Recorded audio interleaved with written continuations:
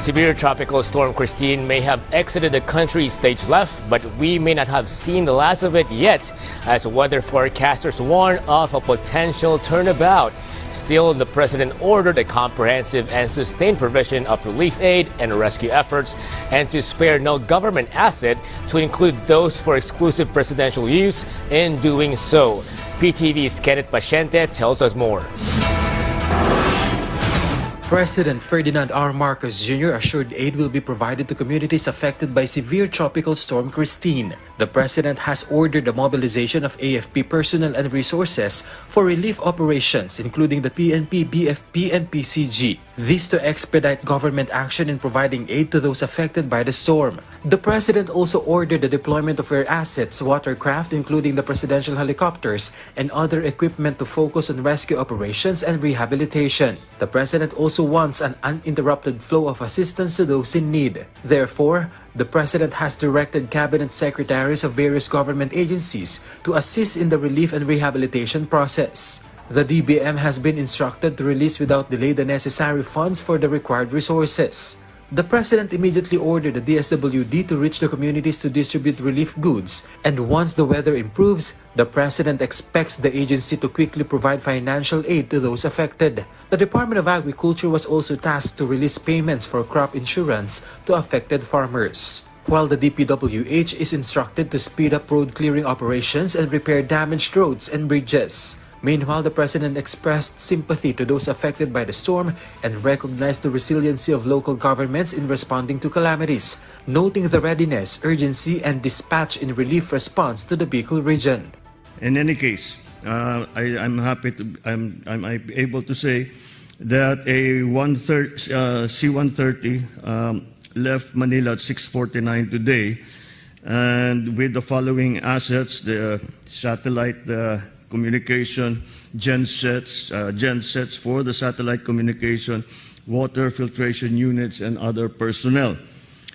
The 525th ECB Philippine Army, 20 SAR operators, search and rescue operators, 2 inflatable rescue boats have been deployed.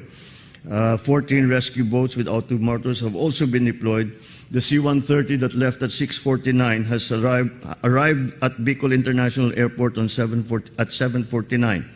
And there is another element of Black Hawk helicopters that are in Legazpi and are attempting to go to Nara. The government is also preparing air operations to Bicol and is all set to deploy AFP airlift assets for action in the areas that remain flooded in Bicol.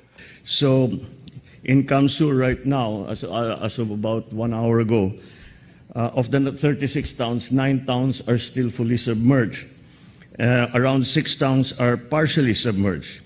But the province has been very, very quick in distributing house to house food distribution, and every area has already been reached, and we are augmenting the province's food supplies. Although delivering assistance to certain areas of the country remains a challenge due to widespread flooding, the president assured this will not be an excuse for delays in aid efforts. That is where the airlift capability will come in. We have set up triage camps on both sides of Maharlika Highway that is presently now still cut off. So those are providing food and medicines on site. And we are in constant contact with our local government units so that we are in close coordination with the first responders, who are, of course, those who guide us in where the most critical areas are. The chief executive also led a situational briefing today in Malacanang Palace. The president directed rapid assistance to affected individuals and the immediate rehabilitation of all damage left by Typhoon Kristine. Certainly, ang mga relief, yung mga rescue relief, wala na. Hindi natin pwedeng i-delay yan dahil buhay na ng tao yan.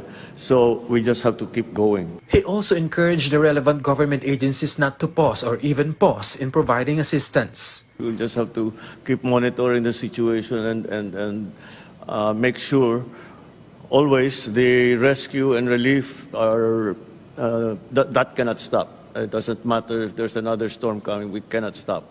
That cannot stop. This afternoon, the President also conducted an aerial inspection over Batangas, Cavite, and Laguna, areas severely flooded due to the sheer volume and unrelenting rain. This to personally assess the storm's impact and plan the necessary solutions for the damage it caused. From PTV, Kenneth Pasyente, Balitang Pambansa.